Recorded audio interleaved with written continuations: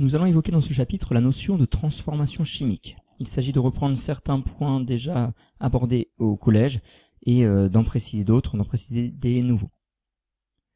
Dans une première partie, qu'est-ce qu'une transformation chimique? On va donc reprendre deux transformations étudiées. La réaction de combustion du carbone dans le dioxygène.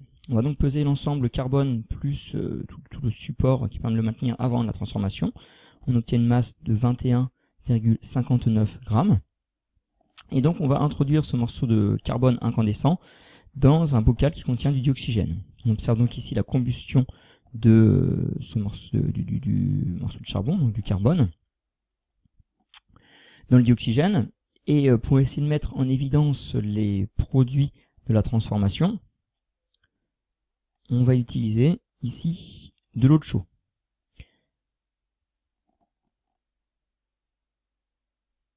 On introduit donc de l'eau de chaux dans le bocal. On aurait pu faire ça de manière plus rigoureuse en faisant barboter le gaz. On introduit de l'eau de chaux dans le bocal, le bocal témoin à gauche dans lequel la combustion n'a pas eu lieu. On agite. On observe que l'eau de chaux se trouble dans le bocal de droite alors qu'elle reste limpide dans le bocal témoin. Ce trouble est caractéristique de la formation de dioxyde de carbone à l'issue de la transformation chimique de combustion du carbone dans le dioxygène. Et lorsqu'on pèse l'ensemble après la transformation chimique, on trouve 21,45 grammes, soit une dizaine de grammes de moins qu'avant la transformation chimique. On peut donc modéliser cette transformation chimique par une équation de réaction. Un atome de carbone va réagir avec une molécule de dioxygène pour former une molécule de dioxyde de carbone. On pourra également raisonner en termes de quantité de matière. Une mole de carbone réagit avec une mole de dioxygène pour former du dioxyde de carbone, CO2. On peut, pour être plus rigoureux, indiquer l'état de la matière. Le carbone solide réagit avec du dioxygène gazeux pour former une molécule de dioxyde de carbone à l'état gazeux. On remarque que quand on écrit une équation de réaction, il faut vérifier deux choses. Tout d'abord, pour cette première transformation, la conservation des éléments chimiques. On a un élément chimique carbone à gauche, on retrouve un élément chimique carbone à droite, du côté des produits.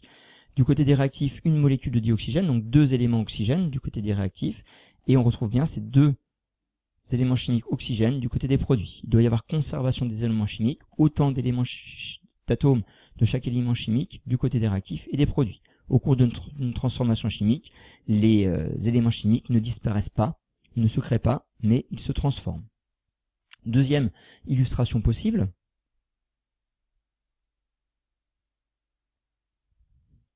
La transformation entre les ions cuivre Cu2+, et les ions hydroxyde HO-. Donc dans deux tubes essai, on a une solution sulfate de cuivre bleu qui contient des ions Cu2+, et on verse quelques gouttes d'hydroxyde de sodium. On observe une transformation chimique car il y a formation d'un précipité bleu.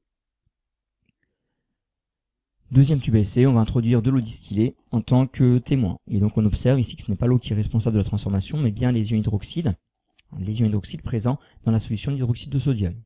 On voit qu'il y a transformation chimique car il y a formation d'une nouvelle espèce chimique. On le voyait dans la première transformation car il y avait cette réaction de combustion qui est visible. On voit ici la formation d'une nouvelle espèce chimique, un précipité solide. Donc comme précédemment, on peut modéliser cette transformation chimique en écrivant l'équation de la transformation chimique, l'équation de la réaction chimique qui a eu lieu. Ce sont les ions C2+ qui ont réagi avec des ions hydroxydes pour former un précipité solide qui est de l'hydroxyde de cuivre 2.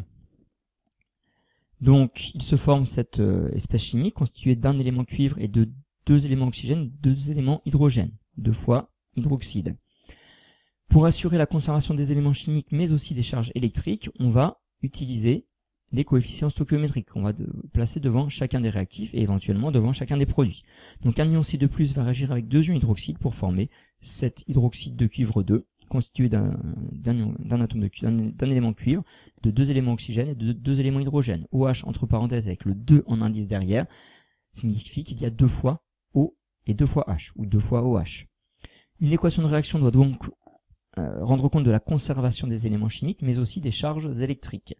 Le produit est neutre, aucune charge électrique. Il faut donc que l'ensemble des réactifs, la somme des réactifs, soit également neutre. Deux charges positives, deux ions hydroxyde, donc c'est HO- plus HO-, deux charges négatives, 2 plus et 2 moins, ça s'annule, on a bien quelque chose qui est neutre à gauche et quelque chose qui est neutre à droite du côté du produit ici. Il faut donc qu'une équation de réaction rende compte de la conservation des charges électriques.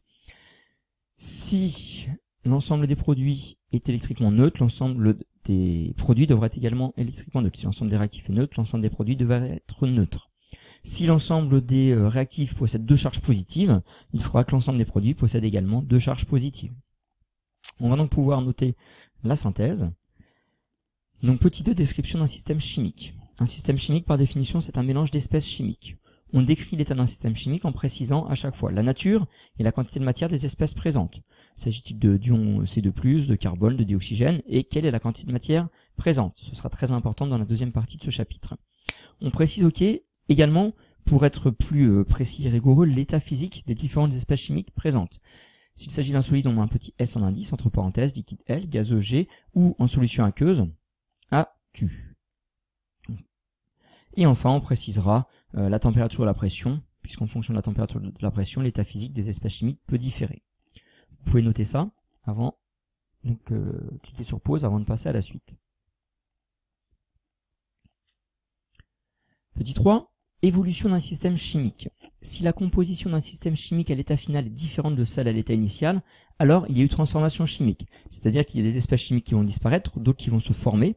Et à partir du moment où l'état de nouvelles espèces chimiques se forment, d'autres disparaissent, c'est qu'il y a eu transformation chimique. À notre échelle, on peut se rendre compte de l'existence d'une transformation chimique si on voit de nouvelles espèces chimiques apparaître. Tout à l'heure, la formation d'un précipité bleu, ou alors si un changement de couleur, une réaction de combustion qu'on a pu voir tout à l'heure. Mais peut aussi avoir des transformations chimiques sans indice apparent.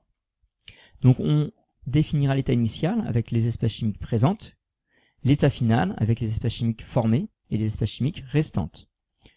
On ne fera pas apparaître dans l'équation de réaction les espèces chimiques qui ne réagissent pas, que l'on qualifiera de spectatrices. Vous pouvez cliquer sur pause, le temps de noter tout ça. Enfin, petit 4, réactifs et produits, et non pas petit 3. Une espèce présente dans l'état initial et qui sera consommée au cours de la transformation est appelée réactif. Une espèce formée au cours de la transformation est appelée produit. Donc ce sont des termes que vous avez déjà vus au collège et qui sont à connaître. Réactifs, les réactifs réagissent ensemble pour former des espèces chimiques qui apparaissent à l'issue de la transformation chimique, les produits. Je vous laisse noter ça. Et enfin, modélisation d'une transformation chimique, l'équation de réaction. L'équation de réaction est l'écriture symbolique d'une transformation chimique. Il s'agit d'essayer de représenter à notre échelle macroscopique ce qui se passe à l'échelle microscopique au niveau des atomes, des molécules et des ions. Exemple, dans le cas de la combustion du carbone dans le dioxygène, le carbone est réagi avec le dioxygène gazeux pour former des molécules de dioxyde de carbone, CO2, à l'état gazeux. Au cours d'une transformation chimique, il y a conservation des éléments chimiques et des charges électriques. Ces deux lois doivent être vérifiées dans l'équation de réaction. Conservation des éléments chimiques et des charges électriques. Deux choses, deux lois de conservation, éléments chimiques et charges électriques. Ça veut dire que si on a du cuivre au début, on aura du cuivre à la fin. Si on a du carbone au début, on aura du carbone à la fin. Si on a de l'or à la fin, parmi les produits, c'est qu'il y avait de l'or du côté des réactifs. Aucune espèce chimique ne peut apparaître du côté des produits si elle n'était pas présente du côté des réactifs, donc présente sous une forme ou une autre. Il va y avoir transformation sans création de matière. Et des nombres appelés nombres stoichiométriques sont affectés à chaque élément chimique de l'équation. C'est par exemple ce qu'on voit ici dans l'exemple de la synthèse de l'eau. Deux molécules de dihydrogène à l'état gazeux vont réagir avec une molécule de dioxygène à l'état gazeux pour former deux molécules d'eau à l'état liquide. Il y a conservation des éléments chimiques grâce au coefficient stoichiométrique 2 ici, 1 ici, quand c'est 1 on ne l'écrit pas, et 2 ici. On a bien 2, H2, ça fait donc 2 fois 2, 4 atomes d'hydrogène, 4 éléments hydrogène, 2 et 2, 2 fois 2, 4 éléments hydrogène également ici. O2, donc 2 éléments oxygène, mais comme on obtient 2 molécules du côté des produits, H2O plus H2O, il y a également 2 atomes d'oxygène. Vous pouvez noter ça.